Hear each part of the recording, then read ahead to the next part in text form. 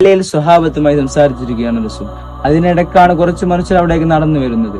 അവരുടെ വേഷവും രൂപവും കണ്ട് റസൂലിന് ആകെ വിഷമമായി. കടുത്ത ദാരിദ്ര്യം കാരണം ഒരു കഷ്ണം തുണിയിൽ തുളയിട്ട് അതിലൂടെ തലയിട്ട് ശരീരം മറച്ചവരായിരുന്നു അധിക പേരും.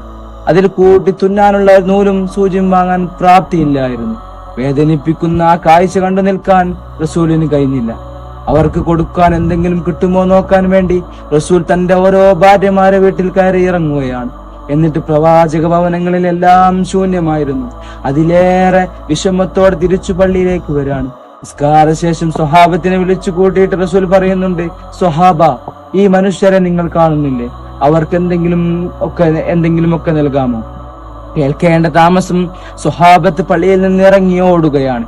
വീട്ടിൽ പോയി കയ്യിലുള്ളതെല്ലാം എടുത്തു. അവസാനം പള്ളിയിൽ വസ്തുക്കളുടെയും വസ്ത്രങ്ങളുടെയും ഒക്കെ 2 കൂമ്പാരം ഉയരുന്നത് കണ്ട് റസൂൽ തന്റെ സ്വഹാബത്തിനെ ചേർത്ത് പിടിക്കുകയാണ്. നജ്ദിൽ നിന്ന് വന്ന ആ പാവപ്പെട്ട മനുഷ്യർക്ക് അത് മുഴുവൻ വീതിച്ചു കൊടുത്തു. അവരെ സന്തോഷത്തോടെ തിരിച്ചയച്ചു. സ്വയം ഇങ്ങനെ കാഞ്ഞ വയറുമായി ജീവിക്കുന്ന അതരന്റെ പാത്രം നിറക്കാൻ വേവലാതിപ്പെടുകയാണ് റസൂൽ. ചുറ്റുമുള്ളതിനെ പ്രകാശിപ്പിക്കാൻ വേണ്ടി ഉരുകിത്തീരുകയായിരുന്നു ആ ജീവിതം.